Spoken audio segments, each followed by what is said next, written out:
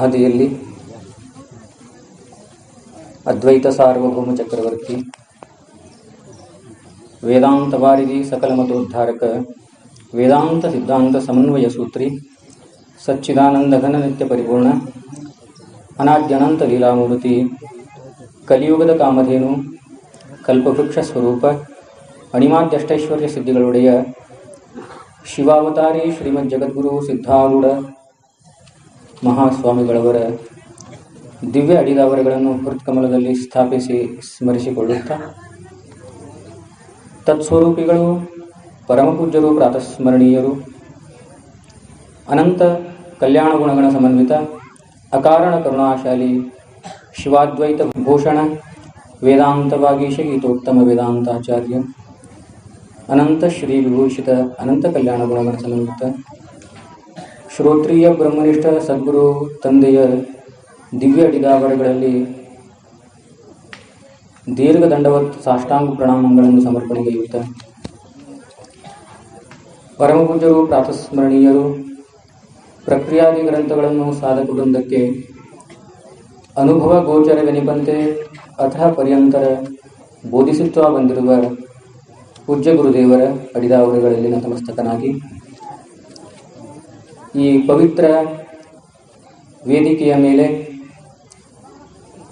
ಪರಮಪೂಜ್ಯರು, ಪ್ರಾತಸ್ಮರಣೀಯರು ಪೂರ್ಣಾನಂದ ಸ್ವಾಮಿಗಳವರ ಅಡಿದಾವರೆಗಳಲ್ಲಿ, ಅದೇ ರೀತಿ ಸರಳ ಹೃದಯಿ, ಸಾಧಕ ಪ್ರೇಮಿ, ಭಕ್ತ ಪ್ರೇಮಿ ಆಗಿರುವ ಪೂಜ್ಯ ಶಂಕರಾನಂದ ಅಜ್ಜನವರ ಅಡಿದಾವರೆಗಳಲ್ಲಿ, ಹೀಗೆ ತಾನೇ ತಮ್ಮ ಉಪದೇಶವನ್ನು ಗೈದು ವಿರಮಿಸಿರುವ ಪೂಜ್ಯ ಸಾಧಕರಲ್ಲಿ, ಹಾಗೂ ಈ ಪವಿತ್ರ ಚಳಕಾಪುರ ಗ್ರಾಮದ ಅಧಿಷ್ಠಾತೃ ದೇವತ ಆಂಜನೇಯನ, ಅದೇ ರೀತಿ ಚಳಕಾಪುರ ಗ್ರಾಮದ ಇನ್ನಿತರ ಗ್ರಾಮದಿಂದ ಆಗಮಿಸಿರುವ ಭಕ್ತ ವೃಂದಕ್ಕೆ, ಭಜನಾ ಮಂಡಳಿಗೆ, ಸಭಾ ಸಂಚಾಲಕರಿಗೆ ಪ್ರಣಾಮಗಳನ್ನು ಕೈಯುತ್ತ ತಮ್ಮೆಲ್ಲರಲ್ಲಿ ಅನಂತ ಪ್ರಣಾಮಗಳು.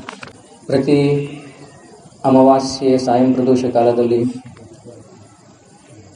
ಪೂಜ್ಯ ಸದ್ಗುರು ತಂದೆಯ ಅಸೀಮ ಕೃಪೆಯಿಂದ ಬಹು ವರ್ಷದಿಂದ ಈ ಗೋಷ್ಠಿ ನಡೆದುಕೊಂಡು ಬರ್ತಾ ಇದೆ. ಪ್ರತಿ ಅಮಾವಾಸ್ಯೆಯಂತೆ ಈ ಅಮಾವಾಸ್ಯೆಯು ಕೂಡ ಚಿಂತನೆಗೆ ಇಟ್ಟುಕೊಂಡಿರುವಂತಹ ವಿಷಯ, ಏನಕ್ಕೇನ ಪ್ರಕಾರೇಣ ಮಾನುಷ್ಯ ಜನ್ಮ ಧನ್ಯ ಆಗಲಿ ಅಂತ ಉದ್ದೇಶ ಸದ್ಗುರು ತಂದೆಯವರದ್ದು. ಅದು ಯಾಕೆ ಅಂದರೆ, ಪ್ರತಿಯೊಬ್ಬ ಜೀವ, ಪ್ರತಿಯೊಂದು ಪ್ರಾಣಿ, ಪ್ರತಿಯೊಂದು ಪಶು ಪಕ್ಷಿ ಏನೇ ಇರಲಿ ಈ ಸಂಸಾರದಲ್ಲಿ ಬಂದಿರುವಂಥದ್ದು ಜಂಗಮವಾದಂತಹ ಪ್ರಾಣಿ ಒಂದೇ ಅಪೇಕ್ಷೆ ಪಡ್ತದೆ. ಅಪ್ಪಂಗಳ ವೃದ್ಧಾವತಾಲ್ ಹೇಳ್ತಿರ್ತಾರೆ, ಸುಖಂ ನೇಷಾತ್ ದುಃಖಂ ಮಾಹು. ನನಗೆ ಸುಖ ಆಗಲಿ, ದುಃಖ ಎಳ್ಳಿನಿತು ಬೇಡ ಅನ್ನುವಂಥ ಭಾವನೆ ಪ್ರತಿಯೊಂದು ಜೀವಿದ್ದದ. ಅದಕ್ಕೆ ಸುಖವಿಲ್ಲದುದನ್ನು ಎಳ್ಳಿನಿತನುವಲ್ಲನಾಗಿ ತತ್ಸುಖವನ್ನೇ ತೋರ್ಪಕತದಿಂದೆ ಅಂತ ನಿಜಗುರು ಬರೆದಿದ್ದಾರೆ. ಪ್ರತಿಯೊಂದು ಜೀವಿದ ಅಪೇಕ್ಷೆ, ನನಗೆ ದುಃಖ ಆಗಬಾರ್ದು, ನಾ ಸದಾಕಾಲ ಸುಖದಲ್ಲಿ ಇರಬೇಕು ಅಂತ ಪ್ರಯತ್ನ ಮಾಡ್ತದೆ. ಪರಂತು ಪ್ರಯತ್ನ ತಪ್ಪು ಜಗದಲ್ಲಿ ಮಾಡ್ತದೆ ಅದು ಜೀವ. ಮನುಷ್ಯ ಪ್ರಯತ್ನ ಮಾಡಬಾರದ ಜಗದಲ್ಲಿ ಪ್ರಯತ್ನ ಮಾಡ್ತದೆ.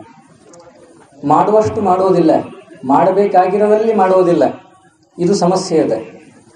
ಯಾವ ವಸ್ತು ಶಾಶ್ವತವಾಗಿರುವುದಿಲ್ಲ, ಆ ವಸ್ತುವನ್ನು ಕುರಿತು ಪ್ರಯತ್ನ ಮಾಡ್ತಾನೆ ಮನುಷ್ಯ. ಹುಟ್ಟಿನಿಂದ ಸಾಯುವವರೆಗೆ ಅನಂತ ಜನ್ಮದಲ್ಲಿ ಮಾಡ್ಕೋತಾನೆ ಬಂದಿದ್ದಾನೆ. ಇದೇನು ಹೊಸದಿಲ್ಲ, ಈಗೇನೆ ಮಾಡ್ತಾ ಇದ್ದಾನ ಅಂತ ಈ ರೀತಿ ಏನಿಲ್ಲ.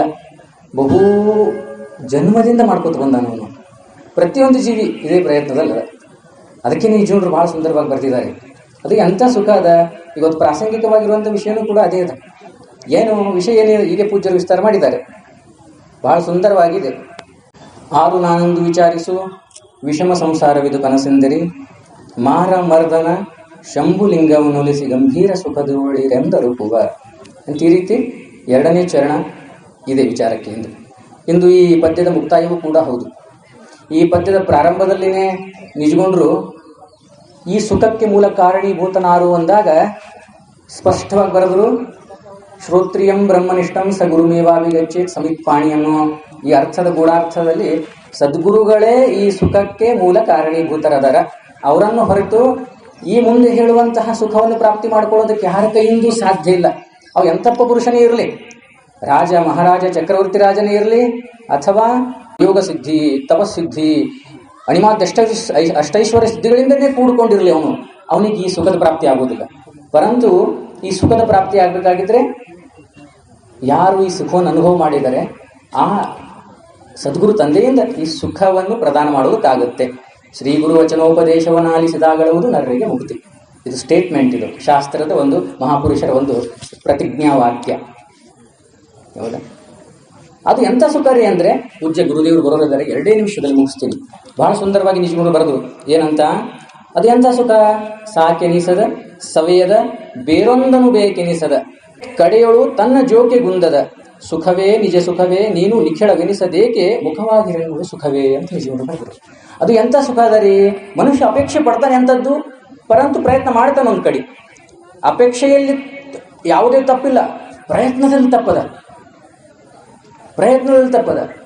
ಆಗ್ಬೇಕಂತ. ಏನಂತ ಡಾಕ್ಟರ್ ಮಾಡಕತ್ತಾನ ಪ್ರಯತ್ನ, ಎದ್ರದ್ದು ಕಾಮರ್ಸ್ ಆರ್ಟ್ಸ್ ಇಂಜಿನಿಯರಿಂಗ್ ಪ್ರಯತ್ನ ಮಾಡಕತ್ತಾನೆ, ಆಗ್ತದೇನು? ಆಗೋದಿಲ್ಲ. ನಿಜಗೊಂಡ್ರು ಬರೆದ್ರು, ಹೋಗ್ಬೇಕಂತಾನ ಎಲ್ಲಿಗೆ?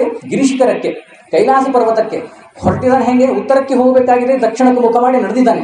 ಎಂದು ಮುಟ್ಟವನು ಸಮುದ್ರದ ಪಾಲಾಗ್ತಾನೆ, ರಾಮೇಶ್ವರ ಸಮುದ್ರದ ಪಾಲಾಗ್ತಾನೆ ಮನುಷ್ಯ. ಅದೇ ನಮ್ಮ ಪರಿಸ್ಥಿತಿ. ಇಲ್ಲಿವರೆಗೆ ನಾವೆಲ್ಲ ಈ ಮರಣರೂಪಿ ಸಮುದ್ರದ ಪಾಲಿಯಾಗಿದ್ದೇವೆ ವಿನಃ ಅಮೃತತ್ವದ ಕಡೆ ಹೋಗಿಲ್ಲ. ಅದಕ್ಕೆ ಅದು ಎಂಥ ಸುಖ ಅದ? ಸಾಕೆನಿಸದ, ಸಾಕಲ್ಲಾರಂಥ ಸುಖ ಅದ. ಬೇರೊಂದನು ಬೇಕೆನಿಸದ ಕಡೆಯೊಳು ತನ್ನೇ ಜೋಕೆ ಗುಂದದ ನಿಜ ಸುಖವೇ ಅಂತ. ಬಹು ಸಮಯ ಆಗ್ತಾ ಬಂತು. ಇದನ್ನೇ ಮುಂದೆ ಪೂಜ್ಯರೆಲ್ಲ ವಿಸ್ತಾರ ಮಾಡ್ತಾರೆ ಅಂತ ಹೇಳ್ತಾ ನನ್ನ ಈ ವಾಣಿಗೆ ವಿರಾಮ ಹೇಳ್ತೀನಿ. ನಾವು ನೀವುಗಳೆಲ್ಲ ಕೂಡಿಕೊಂಡು ಸದ್ಗುರು ತಂದೆಯವರ ವಾಣಿಯನ್ನು ಸವಿಯೋಣ.